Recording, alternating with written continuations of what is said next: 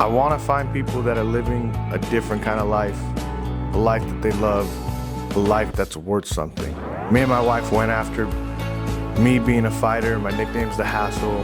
Her wanting to be a hairstylist, cosmetologist. I don't even know how to say it, but and so that's why we called it The Hassle of Hair.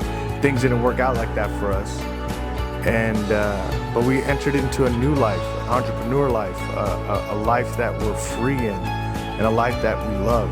I hope you guys enjoy the show. I want to find other people doing that too. This is The Hassle of Hair, guys. Enjoy.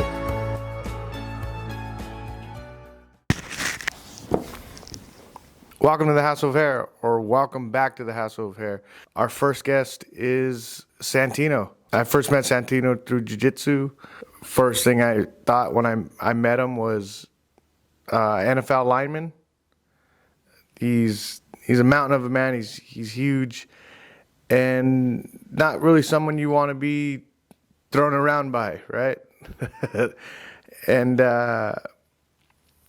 it was an honor to interview him.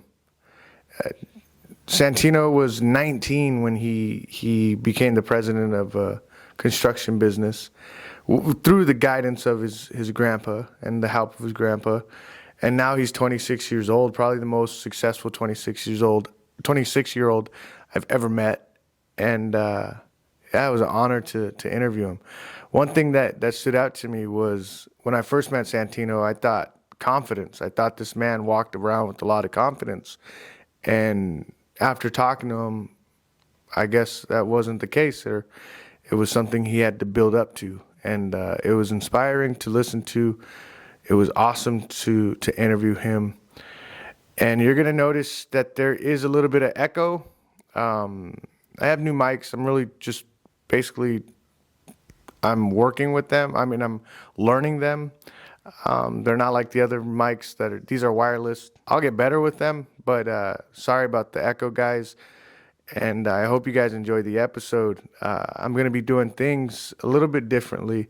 I want to make this more of a documentary style. This is my first crack at it, and it's going to get better as we go with each guest that we have. I want to start traveling. I want to start getting out there and finding people that are living a life that's different, right? A life that they love, and a life that's meaningful to them. And it's because it's rare, and I really can't just stay in the Bay Area or the Central Valley. I need to find people that around the world, and that's my goal, right? And first up is Santino. And yeah, I hope you guys enjoyed the episode, guys. Before we get into that, please subscribe. If you're new to this, please subscribe. Please like, share. If you know Santino, share his story. Share it with somebody that you know that knows him, that would love to listen, right? Get this man's story out there. Me and my wife have a photo booth business for your events, your parties, for your graduation parties, your birthday parties, your quinceañeras, your weddings, your grand opening for your business. And it's an awesome thing because it not only captures the memory of the event for you and your parties, for your party, but for your guests too. They could go home with printed out pictures that take literally seconds right after you take the picture. It literally takes seconds for the pictures to get printed out. And yeah, if you guys have an event coming up, book with Cal's Photo Booth. On Instagram, it's Raquel Diaz Designs, or Message The Hassle of Hair. If you guys have an event coming up, just reach out and let us capture your I'm the worst at this. Let us capture their memories, right? Let us capture your event. And yeah, I hope you guys enjoyed the episode.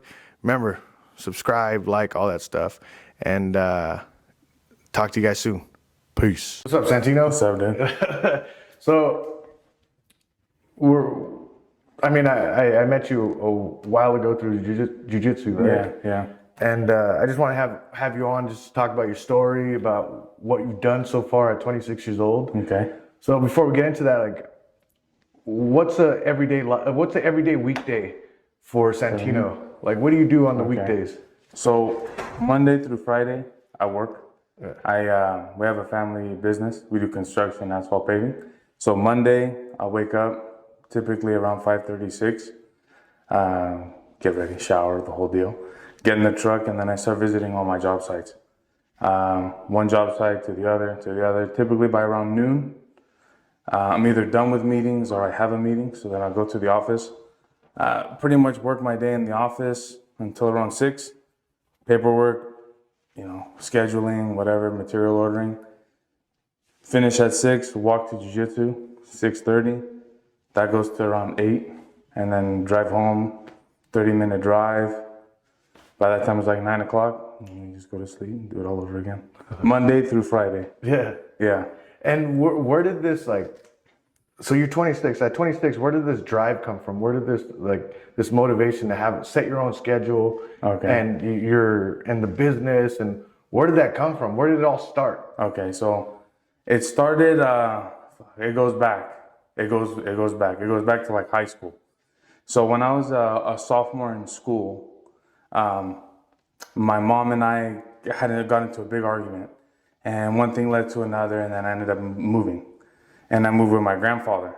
So I went with my grandfather, started going to school and the whole thing, Gilroy High School. Yeah. And he would be like, you have to either do good in school, go to college, or you're gonna go to work. There's no other choice. He was very disciplined. He was ex-Marine, ex-Judo Olympic coach, the whole deal, coaches USA Judo. So you can imagine that he's super strict. And before you got to your grandpa's, were you smart, book smart? Were you? No, I was like a huge video gamer, believe it or not. Like when I was in like freshman year, sophomore year, I wanted to be like a professional Call of Duty player. Yeah. And I don't know, I figured one day in life I'll figure out what I want to do. I had thoughts of architect and stuff like that, so I never really hit the books. I just wanted to go to school, get the homework done at lunchtime, so I can go home and play video games. Yeah. I was like one of those little stuck to the TV nerds, Were you as motivated as you are now? No, not even close. No? Okay. Not even close. We never struggled. Like there's people who struggled a lot harder than we did, So my family gave me a good living. I never really had to, skip a meal or nothing like that, like other people have to go through. So living with my family and them, I was so well taken care of. I just wanted to play games. I just wanted to go to school. I wanted to hang out with friends, Yeah. So I was never really motivated like that with the school. Okay. So you went to your grandpa's and you started seeing the work ethic he had? Yeah. So when I went with my grandpa, he would tell me, like I said, you're either going to go to work or you got to go to school. So I just went to school. Again, didn't take school serious, so I just wanted to screw around, play with my friends, hang out. And then I found wrestling. But during all that time, I would always go to judo at San Jose State. My grandfather got me into that. So I would train there, go to school, and that was him pushing me. He never let me go to high school parties. He never let me go to like a senior ditch day, that kind of stuff. Yeah. So seeing that he worked every day and telling me you have to work every day, you have to wrestle, you have to do judo, you have to do something, keep that mind busy. At first it was like a night and day from living with my mom to then living with my grandpa. And it's like, okay, well now I gotta wake up sharp, 6 o'clock, because that's the time he would get up and go to work, make my bed. He would take me to school. During the season, he would make me run in the mornings. So I would be jogging and he'd be following me with a car. And then come home, shower, change, go to school. But if it wasn't wrestling season or any tournament season, it was just wake up at 6, make your bed, and wait for your grandma to take you to school. Yeah. Most people that age, they wake up, walk to school, whatever. I was up at 6:15. I have to just wait. Because that's what he was telling me, like, you're just going to wait to go to school. You're not going to go to sleep. So at the time, it didn't make sense. Now, instinctively, I wake up early and there's no problem. It's like today, Sunday coffee crew, right? I wake up at 6 without an alarm. During the week, 5:30, I need the alarm. But if I'm sleeping in, 6 o'clock, I'm up. Now I'm thankful for that, because then you have more hours in the day. And so is that what What do you think it taught you? Like it taught you like a work ethic to get up on time. But what did the getting up at 6:15 and wake like when did it click for you? It was like, oh, there's valuable time I have waiting. Self-discipline. Yeah. That showed me just you need self-discipline. I didn't understand then why I understand now. You know, in life you need self-discipline to do something you don't want to do, but you know you have to. You know, so that gets to the work thing now that you asked me, right? So with the business, you know, the reason I got into this thing is I didn't do good in school, in high school. I then didn't go to junior college. I didn't get accepted to no colleges. So my grandpa said, okay, you're going to go to work. So I go, okay. I thought, well, maybe I'm going to have a summer off. And then I go to work in August, like a school schedule in high school. The day after I graduated on the stage, he woke me up at 5:30 to go to work. Yeah, so I was like, okay, that was a huge like slap to the face for reality. Yeah. But I was like, okay, well, whatever, you know, I'm not gonna say no to this guy because he's mean, you know, he's very loving, but he's very mean and he's very disciplined, even more then than now, right? So then right away I went to work and I was working in the field as a laborer. But he had a very small crew. It was maybe 3 guys. So this was his own business? This was his business. Yeah. So McKim, our company, was started in 2012 by my grandfather. He trickled into telling me when I was in high school, like, hey, I'm going to start this company. And basically, unless you do really good and you can keep going in school, it's going to end up being for you. But you got to take it serious, you know? So he started in 2012, and then I started working as a laborer on a small crew, and he put me with one foreman and moved me to another foreman. And after about 1.5 years, he started teaching me, okay, he would pull out the blueprints, plans, we call them plans. And he would say, okay, this is how you read this is how you read that, teaching me, you know, and at the time I was like, oh, Grandpa, it's 3 o'clock, you know, I just worked 8 hours. I don't want to be looking at plans in your office. It's 3. I did my 8. I want to go home, you know? No. He'd say, bullshit. You're going to read these plans with me. So I go, okay. So then he was showing me how to read these plans, how to do a takeoff, how to measure, checking scales, the whole thing. Then when I get into the field, if he had questions and he couldn't be at the job, he'd call me and he'd say, look at this plan sheet. What does this plan say? Yeah. So then I thought, oh, I flipped to it. Oh shit. Now I know why he was having me do that with him. So he can utilize me in the field, right? During my 8 hours. I go, okay, whatever. Time goes on.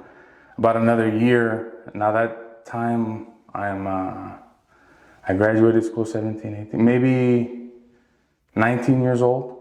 He said, okay, I'm going to pull you out of the field. Because during that whole year, 2 years, every day was laying asphalt, pouring concrete, forming concrete, demolition, pouring concrete, paving. It's like every day, it's just what we call una chinga, you know, like it's just a beating on your body, you know? But at a young age, you endure it. You know, you're endured, but it still sucks. I don't care what anybody says.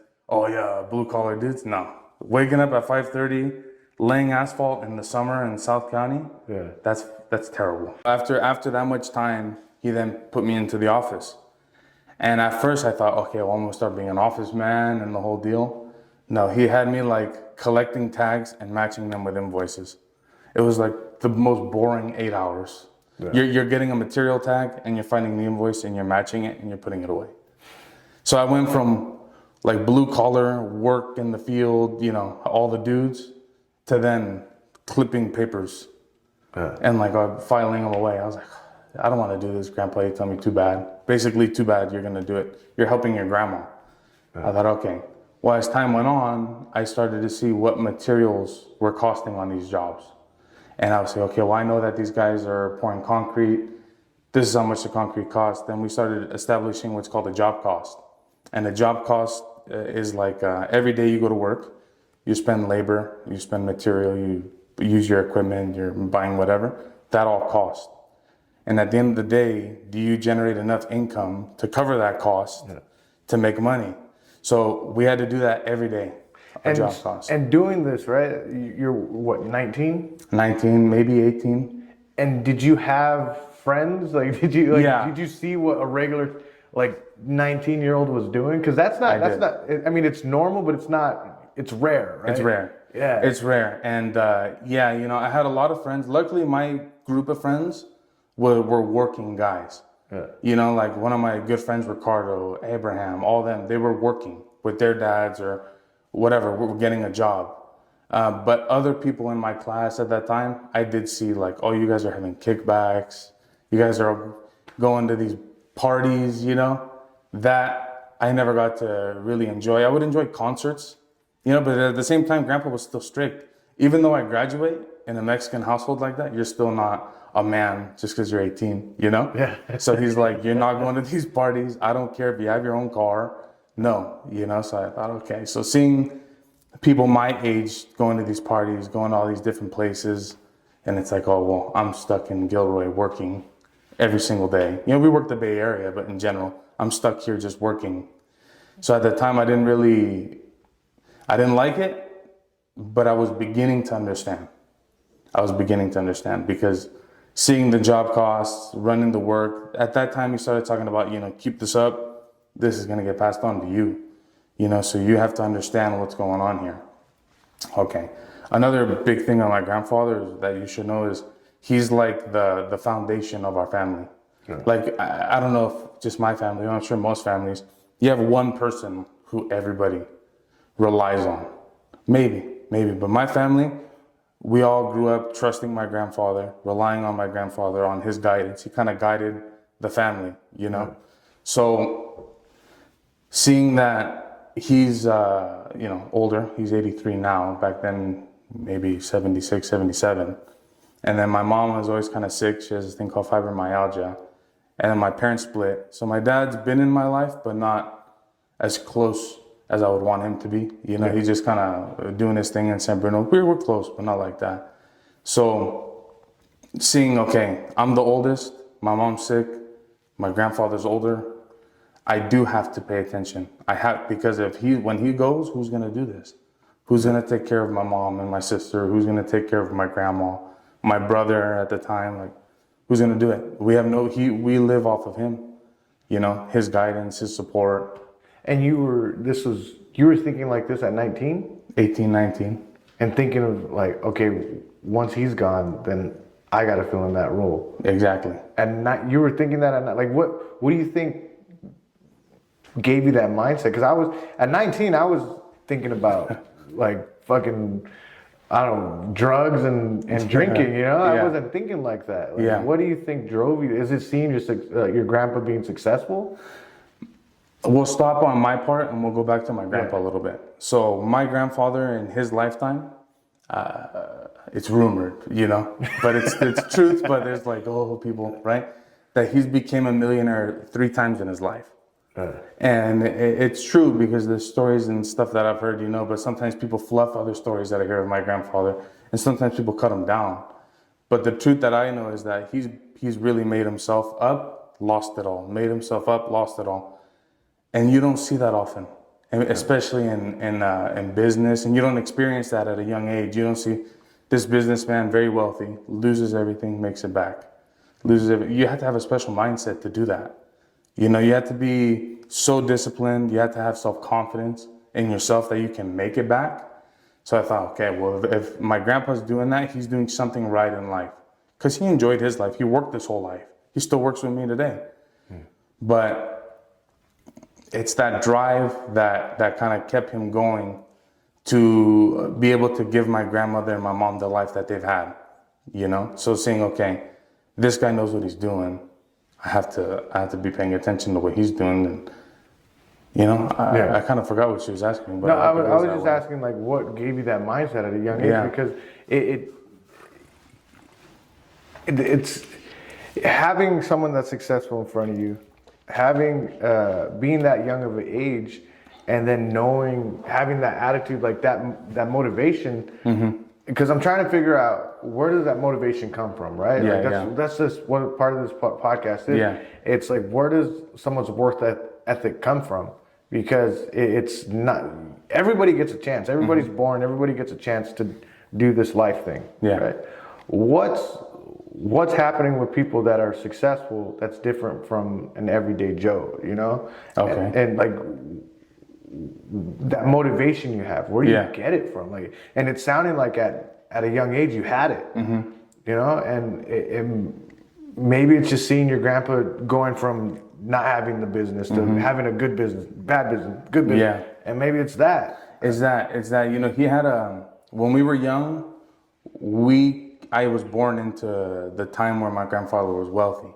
Yeah. You know, so being young and going to these nice Italian restaurants a couple of times a week and driving in a Mercedes with him, it was very nice.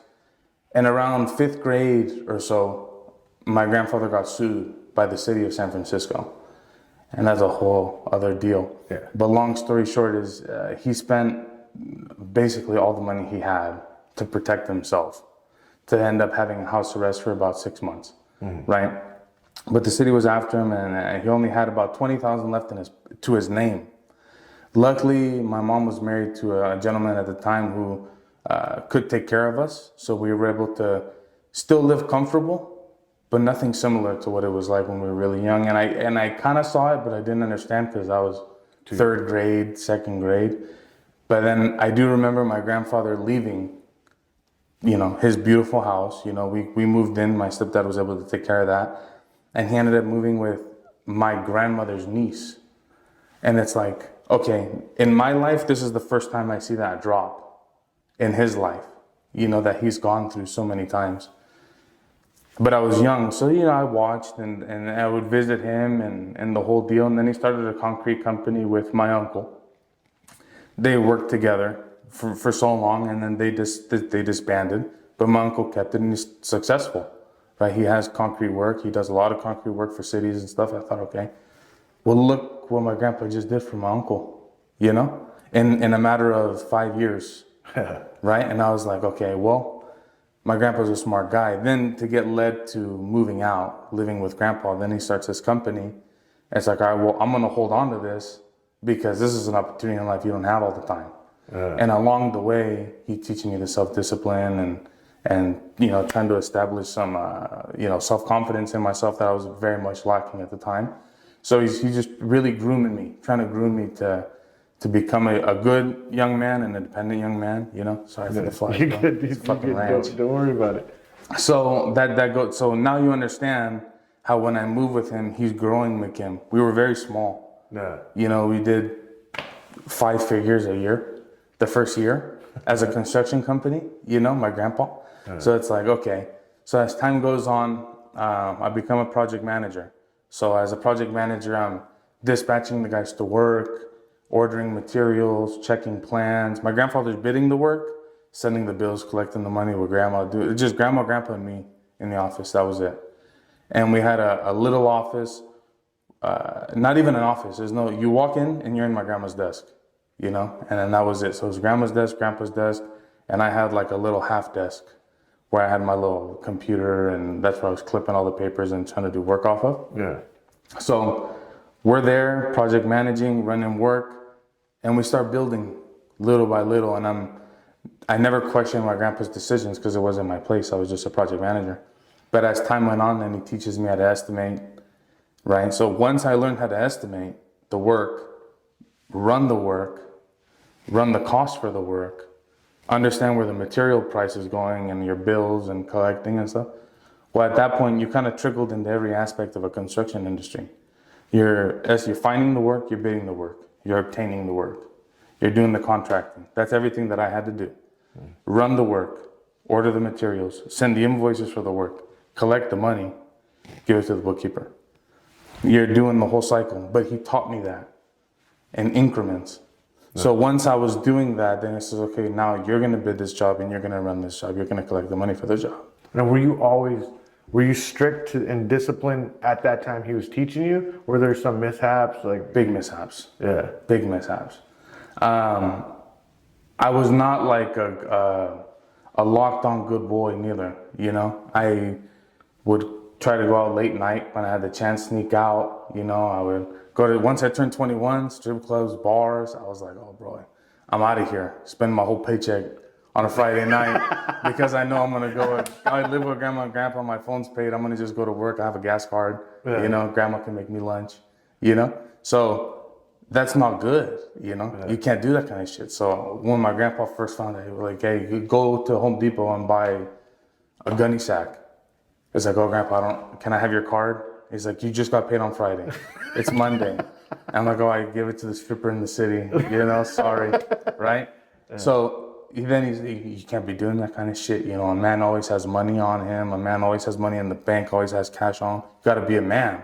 It's like, this girl's walking around with your money, and you're over here asking your grandpa for money, right? So when he told me that, I was like, okay, that like I have to now be a little bit more self-disciplined on myself and not just spend it on video games, weed, whatever, and stripper, alcohol. Can't be doing that kind of shit.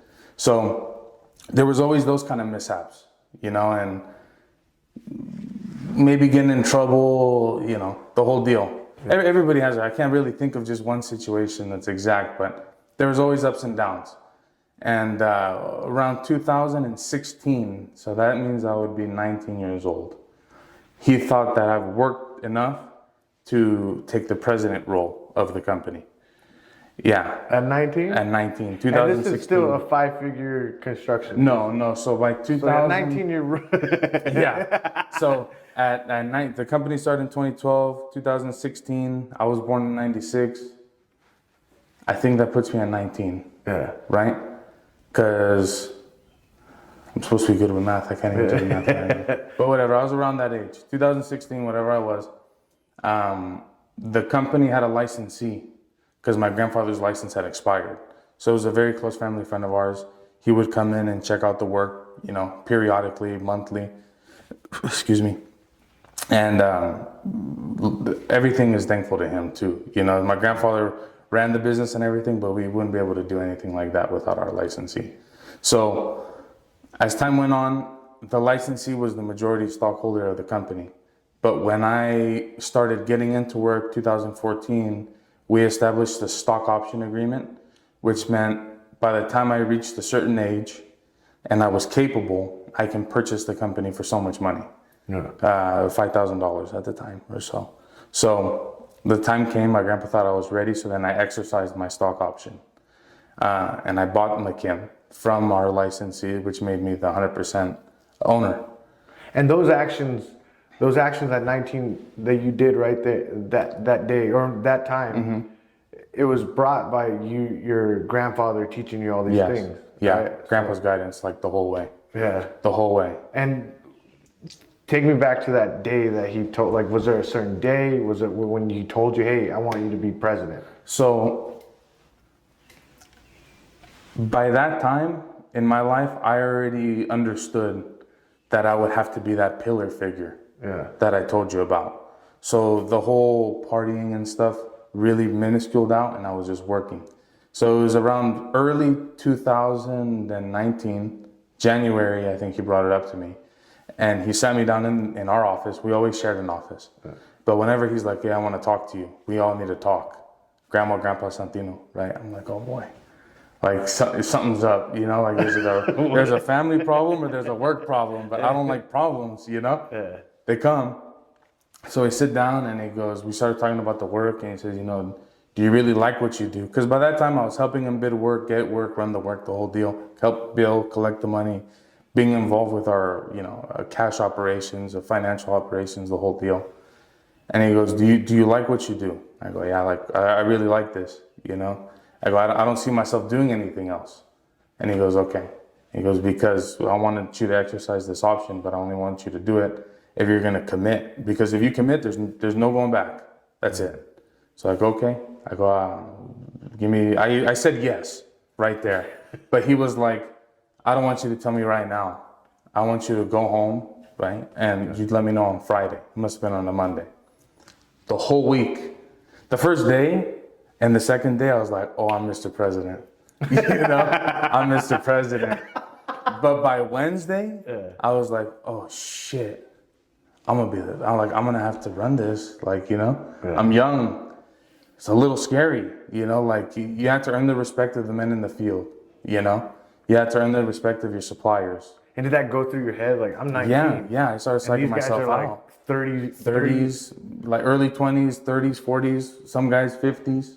And it's like, damn, are people gonna really respect that? Are people gonna listen? The guys listen to me now, but Now I'm their boss, you know, like I'm gonna be their boss with my grandpa. And by Thursday, I was like, okay, maybe not. Maybe I need more time. But then I just thought, okay, the pillar. My grandpa doesn't have much time. And if he thinks I'm ready, like the only reason he would ask me is because he thinks I'm somewhat close, right? So I said, okay, if grandpa thinks so, I'm gonna trust him. I'm gonna do it. I wanted to do it, but I wanted to follow his guidance too. So on Friday, he sat me down, same thing. Thought there was a problem, right? No problem. He just said, I want your answer. I go ahead, told him yes. So he goes, okay, very good. We were happy. We went to go get dinner. February the 16th is the day. I'll never forget the day because I never had a professional signature. Okay. Yeah. As silly as it sounds, I'll never forget the day because my signature. On the drive up, we went up to Oakland. That's where this guy who changed, you know, it's like a lawyer who does corporate stuff. And my grandma goes, do you have your signature ready? Because you're going to have to sign, and your signature on that document, that's your signature. You can't really change it. So I go, okay. I don't have a signature. I go, let me get a piece of paper. Never paid attention to cursive in second grade, you know? So I'm like, holy shit, I can't even do a Z for my last name. Yeah. So I go, okay, well, some people just initial their first name, right? Making excuses and shit. I go, okay. So I started trying to do my first name. I go, holy shit, how is an S gonna connect to the A? And I was like, oh man, you know, this is a bad deal. You're about to be a president of a business, and you're worried about your signature. My signature. I'm like, how am I gonna sign this document? I'm so nervous. Yeah. So then finally, I just tried to go, okay, it's gotta be quick. Because when people sign, they sign quick. So here we go. Boom, first signature. I go, oh, that looks like shit. Next one looks like shit. I was like, oh my God. I didn't like any signature on the page. So we get to this guy's office, you know, get in there and sit down. And the guy's, okay, you need your ID, blah, blah, blah, notary, the whole deal. And then he goes, okay, you need to sign here, here, and here. I go, okay. And I just like randomly signed, and I fucking hated it. It's not even Santino. It just says Santi. Barely my signature. Yeah. It's like SANTI and a long ass line. And I was like, okay, well, that's the first one that has to be the same the whole way down. So then that's the signature. Is it still your signature? Still my signature to this day. Still my signature to this day. It's crazy, yeah, because I still don't know how to do a Z on the Orozco, you know? So all these documents that I signed, corporate documents, I bid public work, federal work, state work, whatever, it's got this Santi signature. Is it a running joke with your grandpa, or is it something with my grandma more? Because my grandpa's super straight, super like, you know, he likes to laugh and bullshit. Yeah. But not like the common person, you know. So my grandpa's like, "That's your signature, good." Yeah. Right. And my grandma's will be somewhere else, and my grandma's like, you know, the story of his signature, blah blah blah. You know. So my grandma's the one who has all the stories, and my grandpa's like, "That's just your signature, get over it." You know, like you have other fish to fry. You know, that was his saying. We got other things to do, other fish to fry. You know. So 2016, became the president, have the signature. And I remember I had a check from my foreman at the time that I was it was on a Friday. I said, hey, meet me at this Bailey exit right in front of that fruit stand, but you came from the north. But yeah, I know what you're talking about. That fruit stand. I go, meet me at the fruit stand. So I go, okay. So I'm, hey, Benito, you know, he goes, how'd your signing go? And my grandpa told him, I go, oh, shit, good. And then I gave him the check and he shook my hand. He's like, okay, thank you, patron. And I was like, I am 19 years old. Like, I wasn't ready for that, you know? And I was like, all right, for sure, you know? So I was like, oh God. I started driving back home. I was like, dude, that's the first time ever anybody has called me boss. And like, meant it, you know? Because he didn't say it like in a joke. He said it like, thank you, patron, like serious, respectfully. So I go, oh shit. So I'm driving home. I'm like, damn, patron, I don't like that though. I go, I don't like that. Just Santino. What? Why? I don't know. I just didn't. My grandpa's the boss. You know, my grandpa's the boss. My grandpa, the whole thing is his guidance. He's the boss. I'm not the boss yet. I'm the boss on paper. That's what I was thinking in my head. I go, I'm the boss on paper. You know, but grandpa's the real shot caller, you know? That not even really being the... So the Monte Sereno job, during that job, so in public works, you bid items, and I know some of this may not make too much sense, or maybe you know, maybe you don't. But there's a sheet of paper, and then each item on the job is itemized, and you put a price to each item. Okay, and that's how you tally up your bid, and you submit a bid to the city. The lowest bid gets the job based off of those items that you put a price to. Yeah. So each item has a bid item description and the specifications of the project, which is like the book that basically tells you how to do the job, what they want, what kind of material, the process that they want it done in, whatever. So in the bid item description of which you're supposed to include dollar-wise in that bid item, I missed like $180,000 worth of work in this one bid item. But I didn't know until after we got the job and after we were already performing the job. So I have a signed contract with the city. I have, subcontractors lined up. We've already started work, so I can't be like, oh, city, pull my bid, I made a mistake. Yeah. I already opened up the ground, So I thought, okay, this was the first time that I made a really big mistake, and it was all because I didn't read the spec. So you're basically giving the city free labor. Free labor, material. If they accept your bid. If they accept my bid, yeah. And if you miss anything, that's your ass. Like you buy it, So we're doing this job and we do all the concrete work, and then luckily it was a profitable job. And there was a portion of work that she wanted more work done, and I had all my profits in that item. So when she said, hey, we're gonna add 2,000 feet of this item, I was like, holy shit. Like, cool, I'm happy. This is gonna be a very profitable project. Very lucky. Very lucky. Yeah. So, but you never count your chickens before they hatch. Yeah. Never. And this is when I learned that lesson. Go to the paving, and we do the takeoff, and there's a bid item for overlay, and it says 800 tons. So I go, okay, 800 tons. I measure the road out. I go, damn, this looks like, doing it so long, you look at the road, you can gauge approximately how much tonnage you need and amount of material, right? So I go, okay, we're gonna need, looks like a little bit more than 800, so I'm gonna measure this thing. So I start measuring it, do my quantities. It's like 1,400 tons. I was like, what is that? That's almost $600. 600 tons more than the 800 tons that were bid. So I go, okay, the city made a mistake, right? I thought. So I call the city. I go, hey, Jessica, we're gonna have a problem. The tonnages are way over. I don't know, is the city okay with that? And she goes, let me call you back. Let me look into this. She looks into it and she goes, oh, no, the asphalt on the edges is a part of this concrete item. That's the first time and the last time I've ever seen that. So whoever put that spec together just really was looking for it, right? Looking to really get somebody not paying attention, me, right? The 19-year-old The 19-year-old kid. So I was like, oh, damn. So she goes, yeah, is there a problem? On the phone. And I was like, you know what? No, there's no problem. There's no problem. Yeah. I'm on like East Middle in Morgan Hill driving back home in traffic, and I was like, oh my God, how am I going to explain this to my grandpa?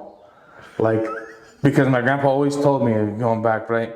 Once I started kind of bidding work, kind of running it on my own a little bit with his guidance, he would always tell me, I'm going to let you do what you want. I'm never going to tell you what to do. But every month, I want to see a profit and loss statement. And he goes, if there's 1 month that there's a loss, I'm shutting the whole thing down. Yeah, so I was like, oh, shit. Now I got to explain to him I made a $186,000 mistake. Yeah. And at the time, we were doing low seven figures a year in revenue, right? So I thought, oh man, this is like almost 10% of our annual revenue. I didn't know fucking Tiger King then, but I was thinking I'm never gonna financially recover from this, right? I was like, I'm so screwed. Yeah. So my grandpa, we sit down and I tell him, hey grandpa, I made this mistake, and he goes, check your job cost, check your job cost. First things first, when you have a mistake like this, he was calm. I was like, oh, he's gonna fucking take his hat off and fucking slap me and be upset, He just said, okay. He goes, check your job cost. When you're in a situation like this, you have to see where you're at on the job. And this is what he calls a bleeding wound. He goes, this is a bleeding wound, and you have to patch that bleeding wound as fast as possible. And I go, okay. So I pull it up and I go, okay, well, right now we're making so much money. And he goes, okay. How much, round figures, we're making 200 grand on the job. And he goes, okay, that's good. because that stupid item that was saving my ass, right? And then he goes, how much is this mistake going to cost you? And I go, that's going to cost me about 186,000. And he's like, 186,000? Him being calm went away. Yeah, him being calm went away, right? Because he was probably thinking, oh, it's going to cost a couple, 10 grand, 5 grand, 20 grand, right? 186 grand, right? And he's like, holy shit, Santino, how did this happen? Then he questions, it's the city's mistake. And I go, no. I already called the city. It's my mistake. Yeah. Shit, right? So we're checking it out. Luckily, we had enough profits to absorb that hit. Fuck. We finished the job. We didn't make money on the job. We did this $800,000 job for the city of Monte Sereno for cost. Yeah. You know, all the profits we made, we lost on that item. It was just basically being able to do the work, pay the workers, Cash flow. and then that's it. That's it. Build the work, collect the money, use that money with no profits, just keep your labor going. It was just cash flow. And the president doesn't get paid. No. And, you know, I've never, I take a salary, but it's a very low salary. You know, my grandpa taught me this. He goes, you have a corporation, you're the president, right? And he goes, the company, especially a corporation, you have to treat it like it's its own entity. It's its own person. Yeah. You work for that person, regardless of what your position is. Regardless, you're the president, CEO, CFO, secretary, whatever. You work for McKim. McKim is a person. The money that McKim makes is McKim's money. That's not your money. You take a paycheck on just what you need to live. I'm living with grandma and grandpa. They pay my phone, right? So my grandpa goes, even though you're the president, you're gonna get paid shit, you know? Just enough to get your lunch for the week and gas, basically, right? So I go, okay.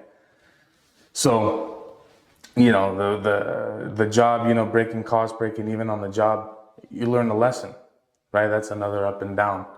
You're going up and because you have a good month, a good 2 months, a good 3 months, and then boom, you have a job like that you break costs at. You're not making money. You're not making money on the job, which doesn't give you enough money to cover your overhead.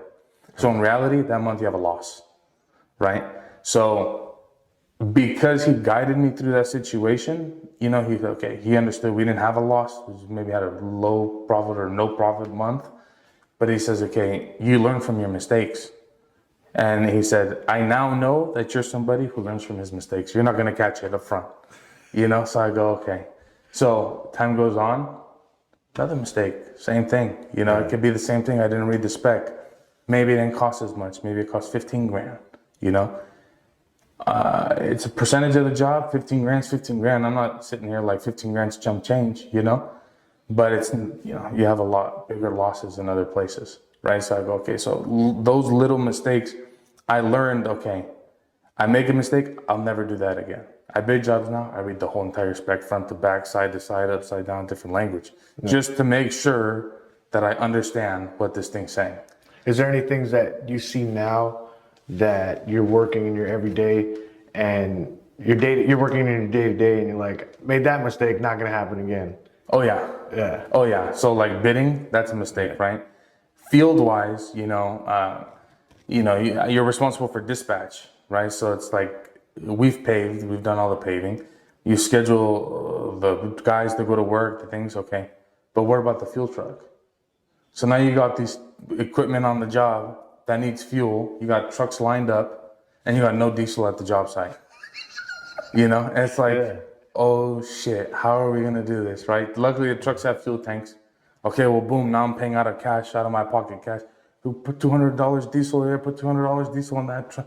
Come back, fill up this machine. And we got 10 trucks. You can't take big equipment through a fucking Valvoline, No, right? no, you gotta leave it on the job. And one person has to go and go get diesel, come back and fill up the machine. It's already off the trailer. You know, so it's like, damn, you know, so then I learned, okay, I need a full-time mechanic. Yeah. You know, you have these machines, I have dump trucks, I have pavers, I have rollers, excavators, skip loaders, bobcats. I have these machines. What happens if one goes down? Who's gonna fix it? I don't know how to fix it. You know, my concrete guys don't know how to fix it. They're concrete guys. The paving guys, they don't know how to fix it. They're paving guys. Who's gonna fix the shit? You know, so then I had to hire a mechanic. You know, so it's through those mistakes, you know, field mistakes, office mistakes, bidding mistakes that I've learned. You know, so I don't want to make no more mistakes, you know, but nobody's perfect. My grandpa says, I'm 83 years old And I'm still learning today. I'm still making mistakes today. Yeah. Your whole life, you just learn how to mitigate them. You know, you can't, it's almost like blackjack. Some hands you're going to lose.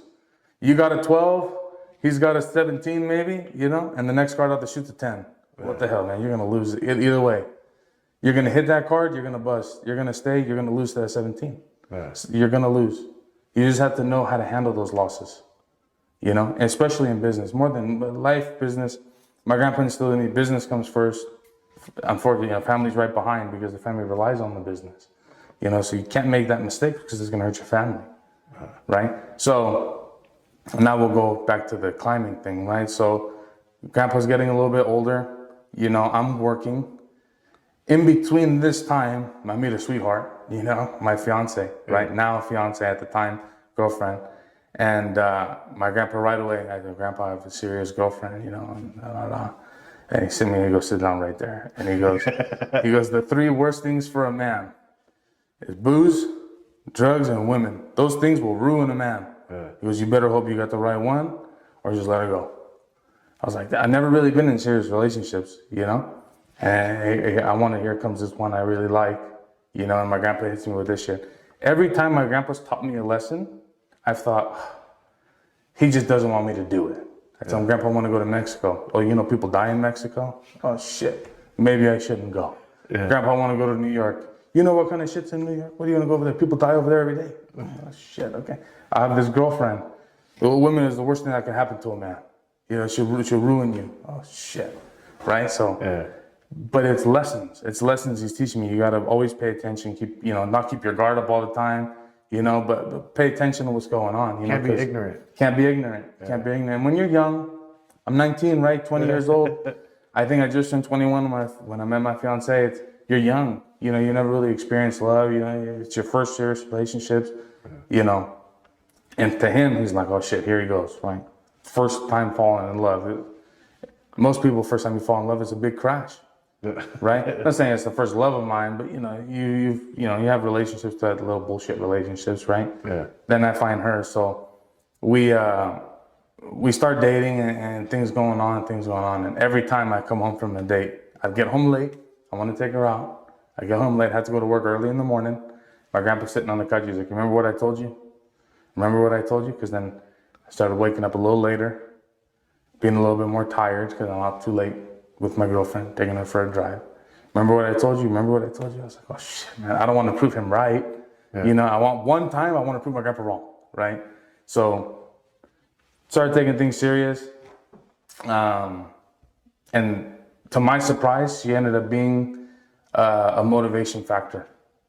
You know, because as time, and not with business at first, more with myself. Because I wrestled in high school, and even though I was 270 pounds in high school as a heavyweight wrestler, I still like to think and say I was in shape because I was compared to now, right? I was in shape then.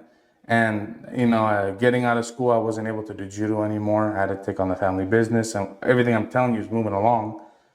And during that time, I'm like eating like shit, going out with friends, drinking, right? The whole thing, and just blow up. And I ended up being, when I first met my fiance, I was around 380 pounds. Maybe 385, pushing. And I was like, okay, right, so. Maybe 400. Hey man, maybe 405. If you got on that scale at that time. Yeah. If I really got on the scale, you know? So I was big, I was up there. Yeah. And my grandpa always told me, you have the self-discipline, you know, you go to work every day, but I see that you're missing your self-confidence. Yeah. He's like, you need to have self-confidence. As weird as it sounds, in this business, you need to be confident in yourself. Right? And that goes back to his climbs and demises and rises and demises. So I go, okay. So I think, okay, well, to have more self-confidence in myself, I have to be healthier and I have to have a little bit better appearance, right? So I remember I went to Lake Tahoe with my now fiance girlfriend at the time. I get out of the shower, 395 pounds, okay? And I'm looking at myself in the mirror and I'm like, damn, you know what?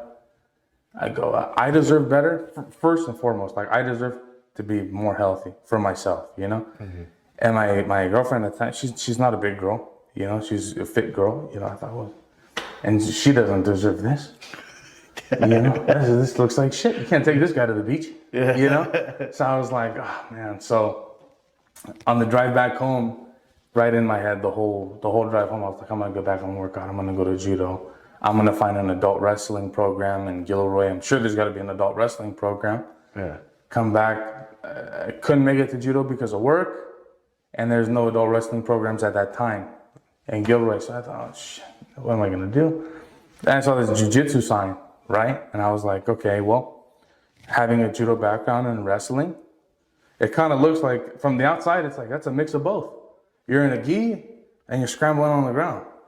It's like, let's just put those together, right? Yeah. So, and then I always remembered when I would do judo, I would think, oh man, in judo, you can't grab the pants for a takedown. Not anymore. You could before, after I think 2008, no more. You can't grab the pants. So I always tell myself, oh man, if I could ever do a sport like judo where you can grab the pants, it'd be over. Like, I'd be world champ, Yeah. And then you get to jiu-jitsu and it's like, okay, well now you can grab the pants. Well, guess what? That don't mean nothing in jiu-jitsu. You get down to the mat, well, guess what? That's where the sport is. Yeah. I remember my first, so I get into jiu-jitsu and I've never really been very social. The group of friends that I told you I met when I first came is the same group of friends I have today. Yeah. I never established new friendships, a good acquaintance here, a good acquaintance there, but like your real core friends, And I remember getting into the jiu-jitsu and, oh man, I lost my train of thought, bro. Getting to Gilroy BJJ. Yeah. And what was your experience like? Okay. When you first found it? So when I first found it, I've never ventured out, is what I was getting at. And I was very, what's the word when somebody's like, you're not very social. There's a word for that. Introvert. Introvert. And I thought, okay, well, I'm introvert. I don't want to talk to nobody. So I'm going to go to the 6 a.m. class where very little people show up so I can just get a good workout and go to work. So I would go work out with Tobias. I don't know if you know Tobias. I've heard of him. Yeah, so he was running the classes and I was doing the classes in the morning, and then I started to hella like the sport. I was like, this is fun. I'm getting a good sweat. It's literally a human chess match, like what people say. You're thinking about all these things, and I go, I'm going to now go to the adult class, and I'm going to go in the morning and I'm going to go at night. I'm trying to lose weight for myself. I'm trying to lose weight for my girlfriend. I'm trying to work on my self-confidence, and jiu-jitsu's filling all three in one. I tried to weightlift for a little bit. I needed somebody to push me. And if you know my coach Carlos, that guy pushes you, So getting into that adult class, having somebody pushing you, going back, you get your ass kicked like everybody has a wipeout. You go in there, I'm 485 pounds or whatever. And I meet a friend of mine, his name's Josh. At the time, maybe 145 pounds soaking wet. Ran a clinic on my ass, like the first adult class. Yeah. And I thought, how in the hell is this 150 pound dude just totally, like if I was to fight him in the street, I'd get my ass fucking handed to me right now. Yeah. No doubt. So that's when jiu-jitsu then became, okay, well, the weight loss is on the way. Let's learn this thing because this is a badass fucking sport, So then I started paying more attention in class, the techniques, the drilling. Along the way, you make friends. Josh, Andy, all these guys that I've met along the way, Then I remember one day, Andy, my friend, he goes, I want to add you to our group chat. I go, okay. He goes, it's called the Booty Eaters. And I go, okay, right? Yeah. Cool. That's fine. And he goes, to join the group, we just have to make sure you eat the booty. And I was like, oh, bro, what the hell? Like, that's kind of... Yeah. And he goes, no, I'm just joking. Like, oh, my God, bro, whatever. That's how he is. Andy's a very opposite of what you say, introvert. Yeah. Very extrovert. Very extrovert. So then he puts me in the group, and then it's all the guys we train with, And it's like, okay, well, now we're sending memes to each other. We're talking about jiu-jitsu. And then now, during my day, we're talking about jiu-jitsu. At nighttime, I'm going to jiu-jitsu, right? So... now I'm getting really deep into the sport. You make friendships. I want to go hang out with my friends. I want to learn this. I want to lose the weight. All of these gaps that you need are kind of being filled by this one fountain, Yeah. You know, all my cups are getting filled up, right? I'm losing my weight. I'm making friendships, more people, getting better for my girlfriend, thinking, How did you manage? You're running a business. Yeah. How did that, like, I know, Yeah.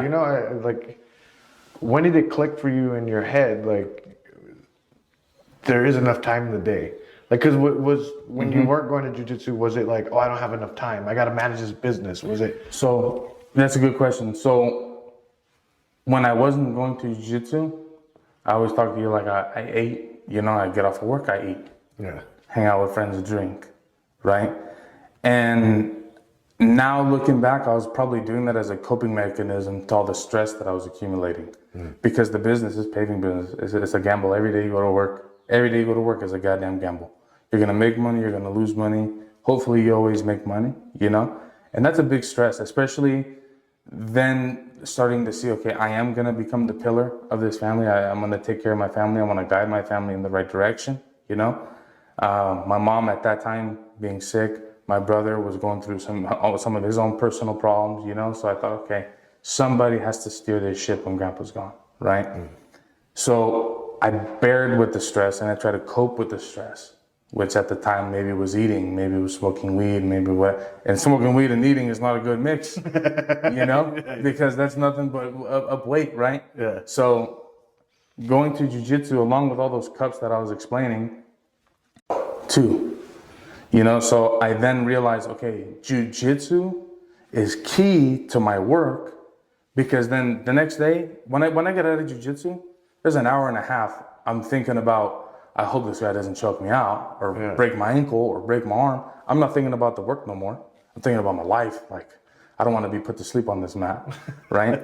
So I think that whole hour to 2 hours of training, getting work off of my mind was the best thing for me. Because then I go home, I'm exhausted, right? Remember, I'm 385 pounds, right? And it's like, I'm totally beat. I get home, shower, don't even eat dinner, and just go to sleep because I'm so exhausted. Yeah. It was a beating on the body, especially being 385, but I thought this is the best thing for me.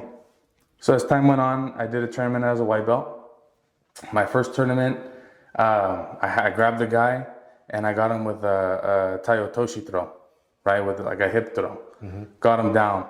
And I remember when he landed, I let him go. And I just stood there like judo. Like I threw him, controlled the throw, saw he landed on his back, and then just stood there, standing. And the ref was like, what the fuck? And the guy was recovering, and Carlos was like, go, go, go, go, go. Yeah. I was like, it was Haraigoshi was the throw. Haraigoshi was the throw. And I remember Carlos, go, go, go. I thought, oh shit. Boom, I get on top of him. We get into this weird scramble. And I got him into a key lock. And I remember I was really fighting this key lock. And he was a heavyweight too, he's strong. And I remember I grunted. And when I grunted, the ref stopped. And I was like, oh, fuck. I go, this guy tapping, I didn't know. We're like, what's going on? Did I do something wrong? And then he thought that the guy getting submitted grunted. Oh, shit. So he stopped it. Verbal tap. Yeah. And gave me the win. And I was like, okay, well, I don't feel the best about this win because obviously he didn't tap me, Because the guy said, when we were getting up, the dude was like, I didn't tap. And he was like, no, but you made that noise. And he was like, I didn't make that noise. I'm like, fuck. We're both standing up. And I was like, well, I guess I didn't make that noise neither, right? So I get my hand raised and I was like, okay, cool. Get back and I get into the next match. And confidence was a little built, right? I was like, all right, I'm in the finals. It's like one of those 3-man brackets or whatever, 4-man brackets. Yeah. I'm in the finals, and in like 2 minutes, I get caught in this dude's skinny guy, just really tall in the heavyweight division, probably just pushing 220, 230, shoots those long fucking legs at me and gets me in this, triangle, and that was it. I tapped. I was so disappointed. I was like, dude, this small guy just beat me, bro, in the heavyweights. Like, I don't even know how he's a heavyweight. He signed up for this thing, must have, right? I get off the mat and I remember Carlos was like, hey, don't worry. He's like, this is your first tournament. You went out there, you did great. He's like, you got your first match, you won. I think we know the truth, man. Who knows, right? And then he goes, the second match you went out there, you fought like a warrior. He goes, yeah, you popped cherry. And I was like, cool, yeah, you're right.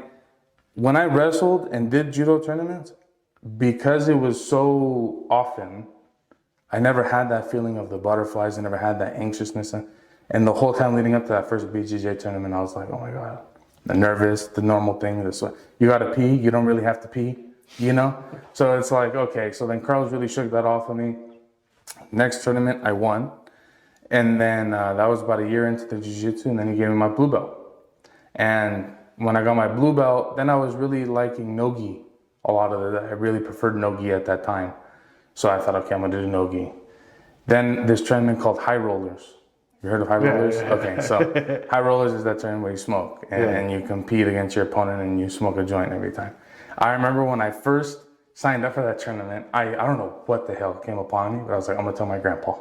Right? Why would you tell your grandpa that? Right? So then why not the other one? Why not the other ones? So he knew about those, right? But I was like, why would I even tell him about this one? So I go, Grandpa, there's this tournament. And I didn't tell him at first that I'm competing in it. There's this tournament. These guys do jiu-jitsu and they smoke before and they play music and you roll. And I thought, oh, he's going to be like, oh, that's cool. He was like, that's the most disrespectful thing I've ever heard to a martial art. And I was like, oh, fuck. Yeah. I already signed up for this thing in my head, right? I was like, I already signed up for this thing. And I was like, oh, yeah. I go, but it's kind of, the jiu-jitsu community, a lot of guys, and he was like, no, that's very disrespectful. Yeah. That's a joke. Because he was old school judo, Japanese trained style judo, So he goes, that's a joke. That's not even. I was like, oh boy. I go, okay, well, I guess I'm not gonna tell him I'm gonna do this one. Yeah. This habit, a ritual of mine that I have my whole life. Anytime I've ever competed, before I compete, I ask my grandma to give me the bendición, which is right. Yeah. It could be in the morning of. It could be right at the event. If she's there, wrestling, whatever, I would say, Grandma, me das la bendición. She gave me the bendición, right? So the morning of the tournament, I didn't tell him. And I go, Grandma, can you give me the bendición? And she goes, yeah, I'll give you the bendición. So she gave me the bendición. She goes, why am I giving you the bendición? And I was like, oh, just because, we're going to go driving to San Francisco and stuff. She goes, she thought something. She goes, you better not, are you competing? And I was like, no. And my grandpa was like, you better not be competing and not telling us. And I was like, no. No, I'm not. I'm already, the president with grandpa and the whole deal. Put this little white light, he was like, it's a joke, Go to this tournament. It was exactly what it's like. You walk in there, people are smoking, right? Right before your match, you're smoking. You get onto the mat. First match, I went out there. It's open weight, right? I have this guy, single leg, picked him up, and I did one of those inside trips with the single leg up at the side. And he lost all of his air when he fell. So he was out. So I'm like, I feel like in my head, I'm getting all these weird wins, right? Yeah. I'm getting the grunt win. This guy's dropping, getting the win. I'm like, what the hell's going on? This is weird. Is this really jiu-jitsu? Yeah. What the fuck? The second match comes, I have this Native American dude. And he's maybe 170 pounds soaking wet. He was one of the strongest dudes I've ever felt. I was like, holy fuck, this little dude is super strong. We're rolling, had a good match, and I think I beat him on points. Then I got into the final. And I remember there was this really big jack dude. His name's Sean Johnson. I think he was in Bellator. And he was in that tournament. And I said, I hope I don't get this guy in the semifinals. This guy is huge. He's just jacked, I was like, fuck. And I didn't. He went against this dude named Yu, who's he's doing great now. He's doing some MMA stuff. And Yu's maybe 5'5", 140 pounds. And this John Johnson, whatever, 6'4", jack just chiseled, dude. And I'm like, dude, this big guy's gonna ruin this little dude, right? Yeah. And I go, but now I know I'm gonna have this guy in the final, right? This dude Yu climbs his back, submits him. Mm-hmm. And I was like, holy shit, now I'm afraid of this guy. I was like, this guy just did this to him. This is like a Bellator fighter. Everybody's talking about this dude, And here's this little guy, and I go, okay, fuck. I get out to the mat. It's our turn. We're in the finals. They're playing Street Fighter in the background. No, we're all high already. So I'm like on the mat, no gi, You're like ready there to for go. like what, 2 hours? Yeah, at least 2 hours of just nonstop smoking. Yeah.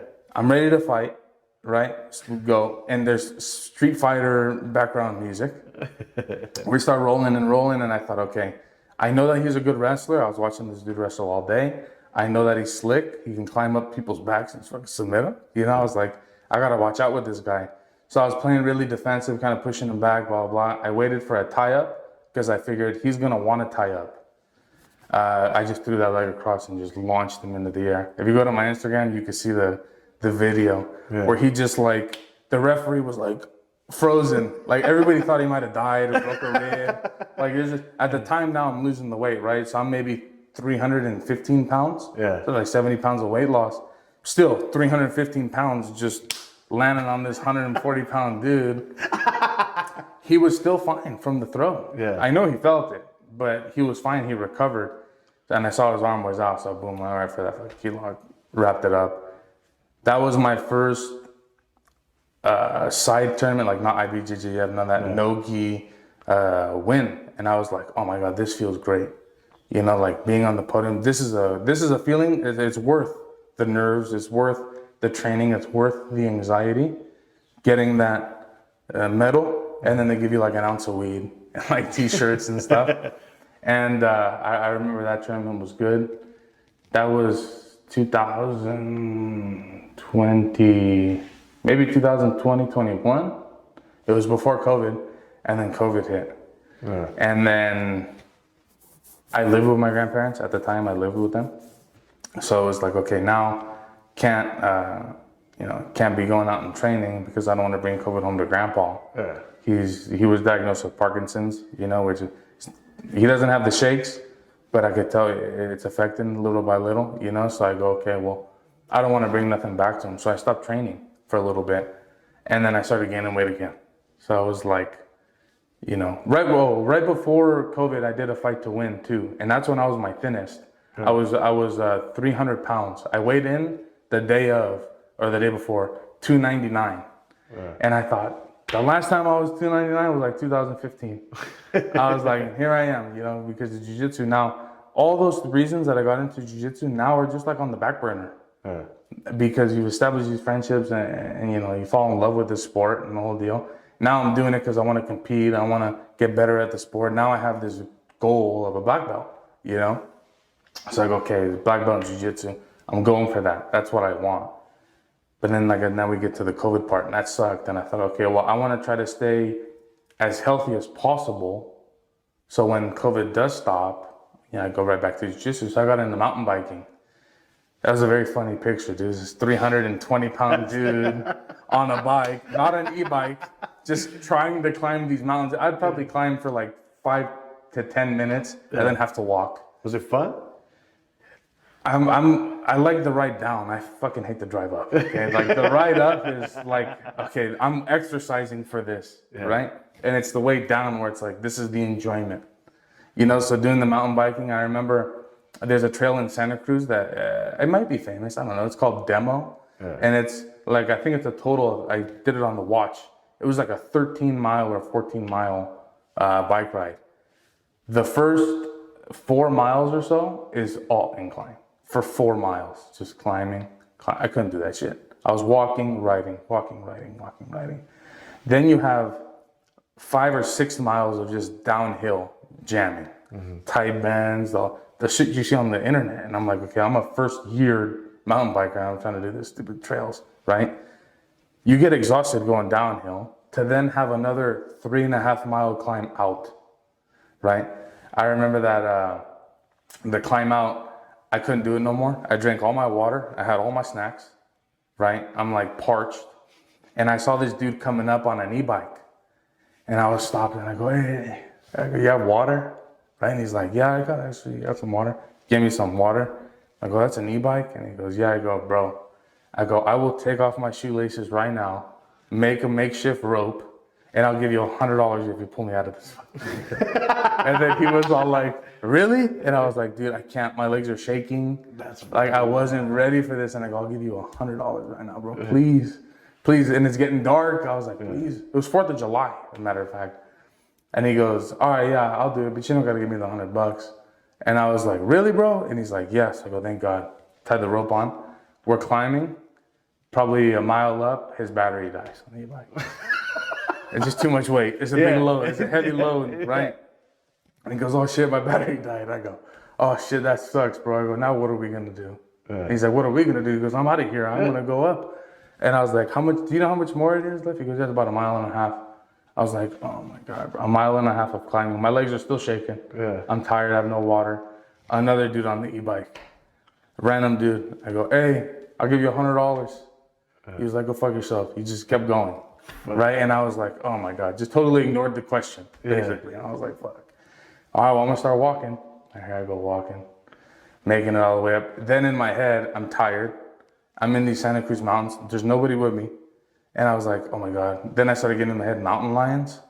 And I was like, what if there's a mountain lion out here? A mountain lion sees me, he's licking his chops, dude. That's dinner for a week right there, right? So I was like, oh fuck, I gotta get out of here. So luckily at the end, I made it out. Get back home, go to sleep. That was during COVID, right? And then COVID keeps going. Work's still going. The whole deal's going on. Then COVID ends and the gyms open up again, you know? And we get to our gym and maybe a week into training or 2 weeks into training, the coaches have an announcement like, hey, you know, COVID was really hard and we may have to shut down the doors, you know? And I was like, fuck. Now where am I gonna go? You know, like I'm a part of this team. You know, like I've made friendships here. You know, where are my friends gonna go? Some of these guys live in San Jose, some live in Gilroy, some moved, and it's like, now where are we gonna train? You know? So we had this barbecue for the gym, and luckily that gathered up enough money to keep the gym open. Luckily, so Gilroy's still up and running strong, right? And so that's the jiu-jitsu. And then as time's gone on, I got my purple belt, and I'm a purple belt now. Purple belt for one stripe. And I remember I did my first tournament as a purple belt not too long ago, maybe last November. I got the shit kicked out of me. Dude, I was like, this is a whole nother level compared to blue belts. You know, I go, then this guy there was nobody in the heavyweights. So I got that half-ass first place medal, right? That I don't even like to grab. There's nobody there. And then I go and sign up for the open because there's one other guy. And he was a lighter guy, and Carlos was like, oh, you're gonna crush him. You're gonna crush him. You're big, you're strong, you're gonna crush him. I went out there and just like totally like deer in headlights. This guy was controlling my weight, controlling all, you know, leverage the whole way. Just racked up like 22 points on my ass. And I was like, damn, that sucks. That's a terrible feeling, you know? Your coach has a lot of hope in you, you know, and now, okay, I've gained weight back.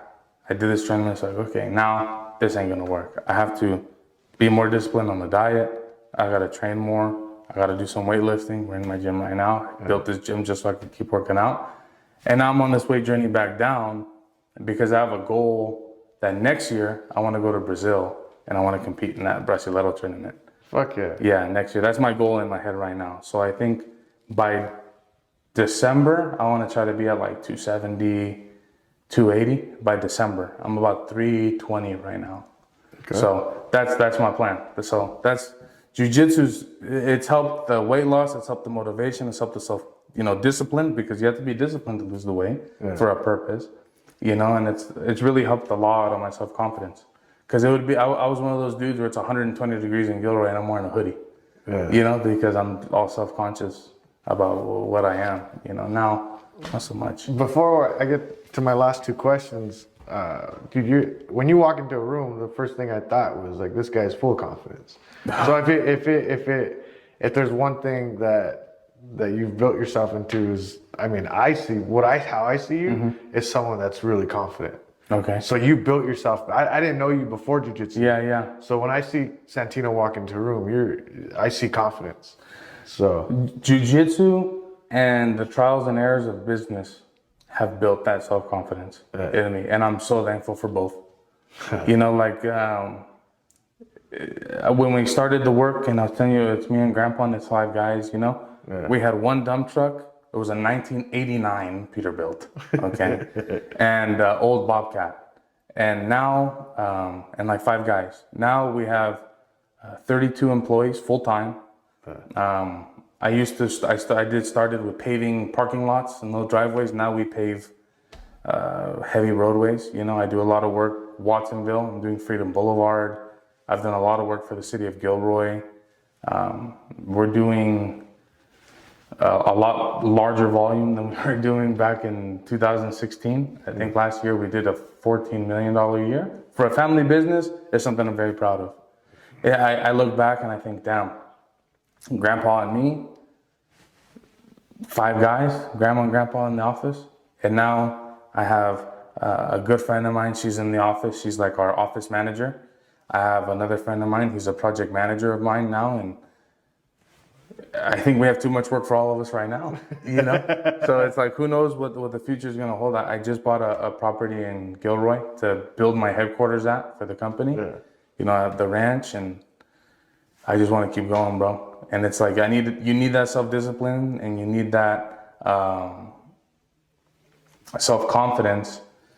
So if it wasn't for those things, I guess I wouldn't be. But I have no intentions of walking into a room and being like that kind of guy. Yeah. You know, I just kind of maybe it's the height more than anything. Maybe if I was 5'5", it'd be different. So I'll end with this. It's you kind of touched on it. 2 questions, similar. What's your greatest achievement so far in life? So far, I haven't reached it yet. There's no great achievement. There's always something else. When I was 10 years ago, I wanted to have a big paver. Now I have a big paver. It's not a big achievement. It just came along the way. And 10 years from now, I know where I want to be. I want to be one of California's well-known paving contractors. Well, I'm not there yet. That's still not going to be an achievement because I have bigger dreams than that just come down the line. There's no achievement. Yeah. Everything just kind of comes along the way. And hopefully it's good. You know, like the ranch, not a lot of people 26 years old live on a ranch and have their house. You know, I didn't build the house with my fucking hands, but I paid for the construction of the house. Yeah. You know, not a lot of people have that, but it's not an accomplishment. It's a necessity. You need a house, you know, and as long as you figure out a way to have, you know, I put a roof over Grandma and Grandpa's head, over my mom and my sister. My brother now self-sufficient, thank God. It's not a person to take care of, but there's no master achievement. There is no end goal. There's no end goal. Just keep going. Just keep going. Awesome. That's the plan. And before we go, is there anything you want to say last? Anything you want to shout out? Anything? I'll leave it to you. I just want to say shout out to my grandpa for being there. And then my fiance for supporting. We're engaged, you know, and I love her very much. She loves me very much. I only see her 2 hours a day, maybe. Like Monday through Sunday. Yeah. I probably see her a tally of 4 hours, 5 hours in the total week. Yeah. So it's, you know, it takes a lot for a young woman to endure that, you know. You're going to be married to somebody, you want to live your life with somebody. She's accepted the fact that work takes a lot of the time, jiu-jitsu takes another bit of time, and so thank you for her for the support. Thank you for Grandpa, you know, and then for anybody out there who has dreams to do things bigger, it's possible. Yeah. You're going to have opportunities in life. Take advantage of the opportunities you have because opportunities come and go, but once in a while you get one good opportunity and you have to take advantage of that opportunity. You let it go, that's it. Yeah. You let it go, that's it. And luckily I took this opportunity of following my grandpa's guidance. And I mean, if I was just another teen then who just said, Grandpa doesn't know no better, I'm gonna go and party, where the shit would I be right now? Yeah. I wouldn't be able to take care of my mom, my sister, my grandparents, you know, so take advantage of the opportunities. Hell yeah, dude. Big time. We'll leave it at that. Cool. Thank you, Santino. Thank you. Hell yeah. All right, brother.